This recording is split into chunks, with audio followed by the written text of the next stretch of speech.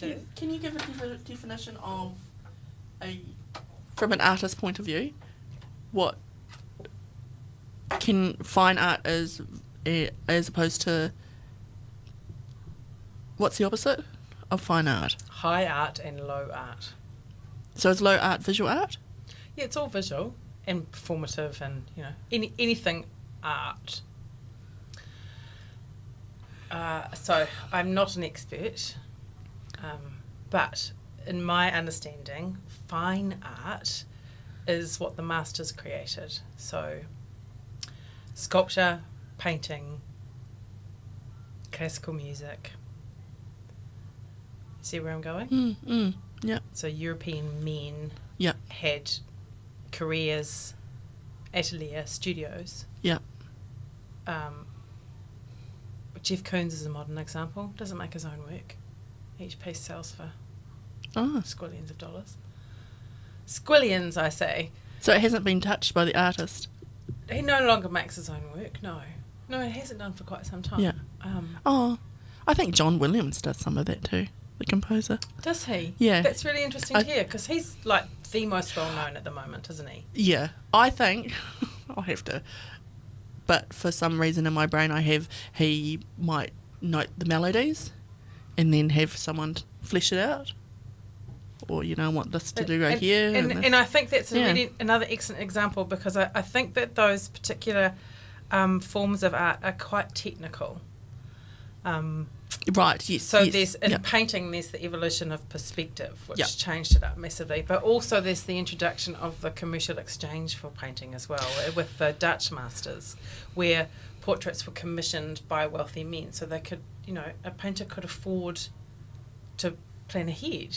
Well, and that's what I was just going to say, the origins of copyright, my belief was that it was invented or came about so that artists could sell works while they created more to enable the artists to continue feeding themselves and creating also art. It's like you can also rely to some extent on word of mouth and reputation for recognition of your style.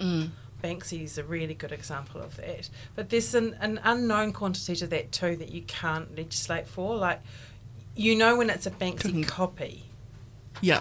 Yeah. Somebody hasn't quite nailed the irony and the satire. Yes. It's and you see that all around Bristol if you go to Bristol. Yeah, I mean, his mates make similar works, not in the same visual style. He's the one that has that particularly cutting narrative. But that goes back to Banksy's not just about visual, it's where it is as a statement. So the whole kind of... Street art isn't fine art.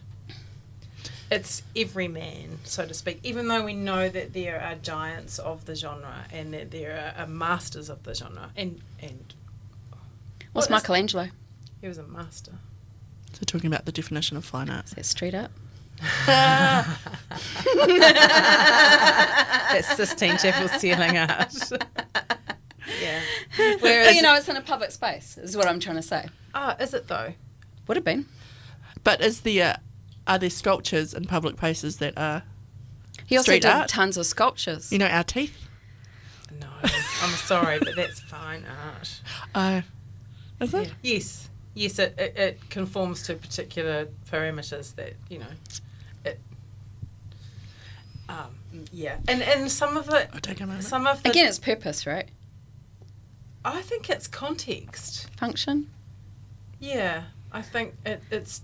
And it's something that I debate and am again the boundaries of, but for argument's sake. And the other extreme, low art, is often women's work.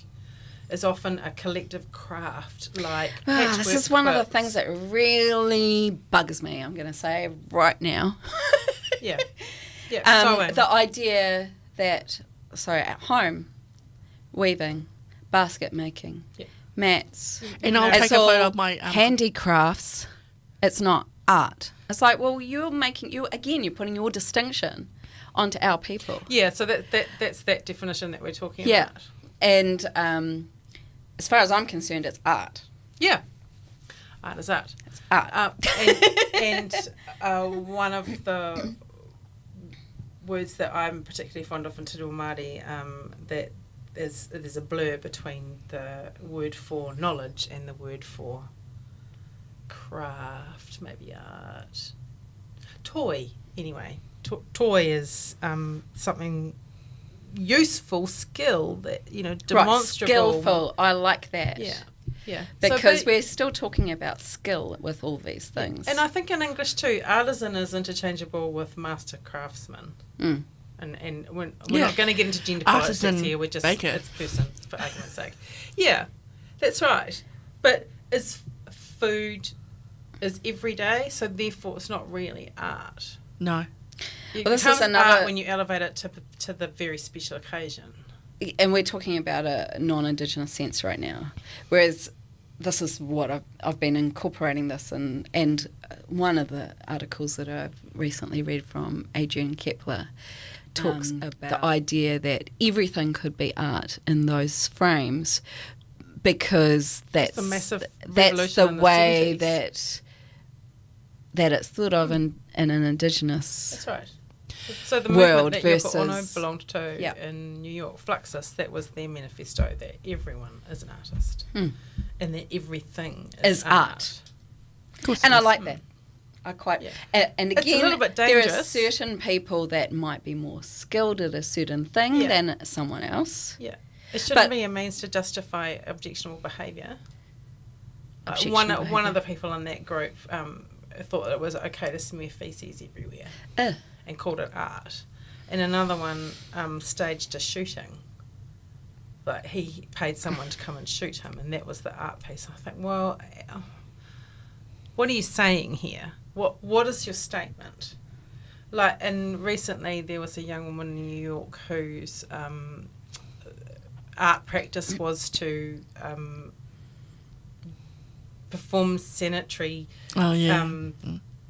practices in front of an audience. As performance art. Yeah, and interesting. I just think that's totally her right to make that call, but I wouldn't have stood there and watched. I don't want to be part of that. It's actually tapu. I don't want to be there. Agreed. Same with the shooting, same with the faeces being smeared around. Interestingly, all New York. Yeah. I think, but it's art. So really what the question comes back to, I think, is not so much the definition between high art, low art, is who's the viewer? And I think that it's always going to come back to that for me. The viewer decides what it means. The artist can have every intention in the world.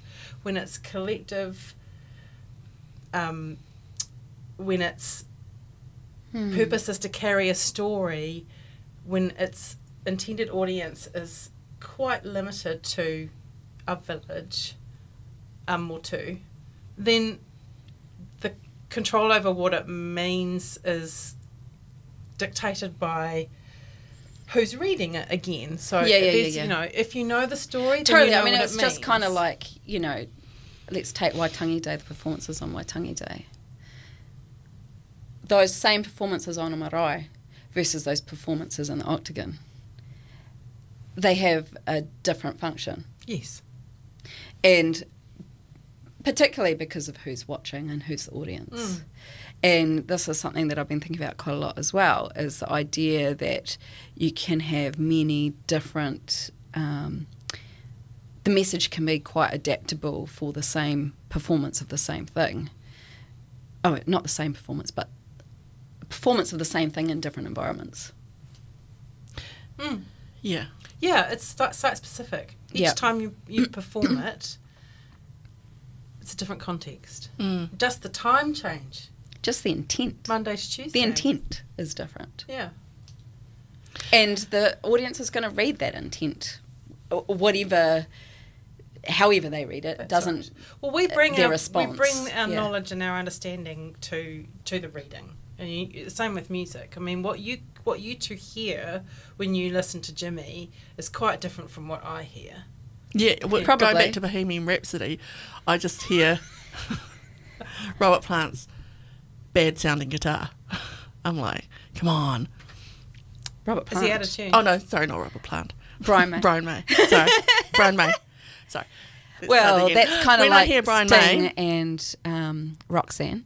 One of my friends tore that. He's the least Talented tore of those that Still tight though. tore that police song apart for an audio engineering thing, and I had to listen to him do it.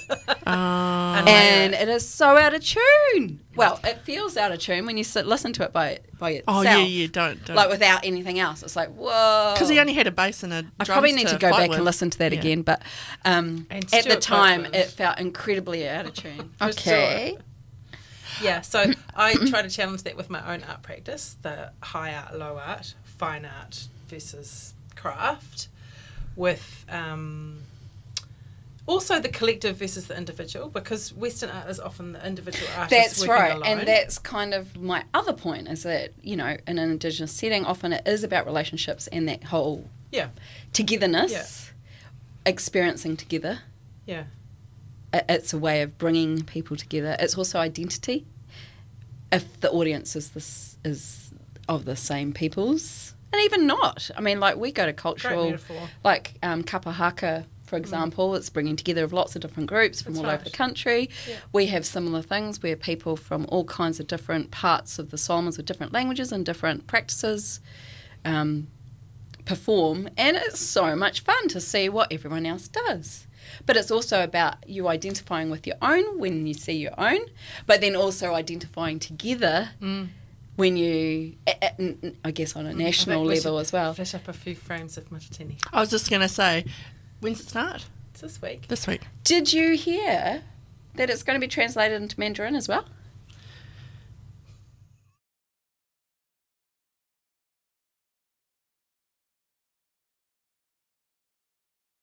I was going to talk about the Southern History Facebook page.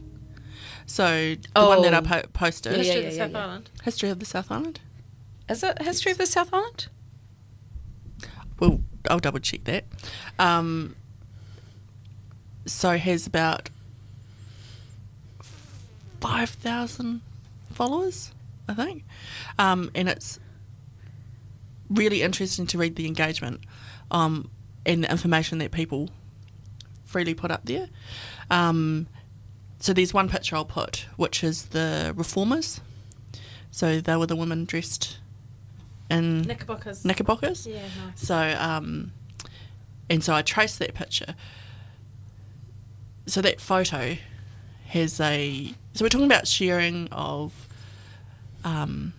treasures and using Creative Commons licenses. How old is that picture? 1800s. Right. So that picture had a reference to, might have been National Library. Sorry, I have to double check that. I first saw it pop up on the suffrage yes. celebrations. So if you go to the first site that it's attributed to, it has a non-sharing copyright on it. Really? It has a non-sharing. But from the National Library. I'll double check it. I don't know if it's National Library off the top of my head, but it's or Te Ara. Yeah. Non-sharing license. But that's not the original, because looking at it, it had the pictures that they used on that site is different to the one that they attributed, because the rip's different. My clever friend Jacinta noticed. And so we found where the original photo was, which was Christchurch. From the library? Christchurch Library, on their Flickr account. So they've got a whole lot of historical photos on there under Flickr, and it's got a Creative Commons license on it. Like a Flickr does? Yeah. You can rip off Flickr. DCC have Flickr have a album up there. Do they? Yes. No. Yes, they do. Do they? Historical Dunedin If you were photos. asking me if what my knowledge was? No, my I knowledge noticed. is I noticed.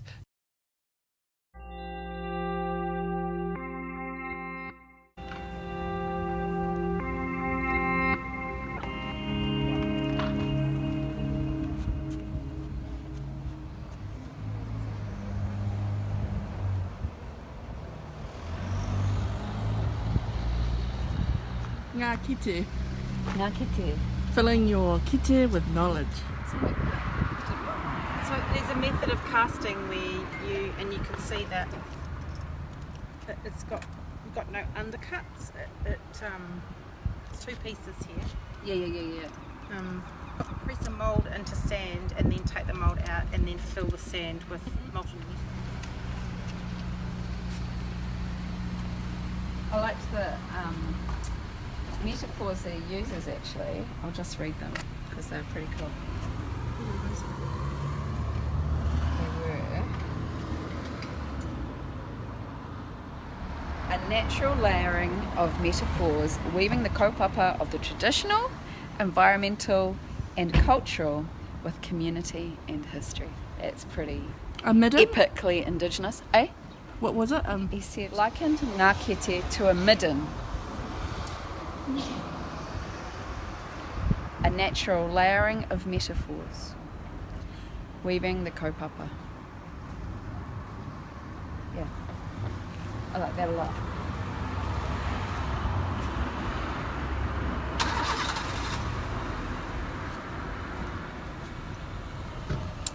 Otago Polytechnic, you so woke. You'd expect so, wouldn't you? Yeah. And at night they light up. Oh, I'm just- really? Yeah. Can't believe I've never noticed that. But I can't Yeah. remember which bits light up, so I'll have to come past and At night. yeah. Yeah, so it's 2.5 metres sand cast bronze.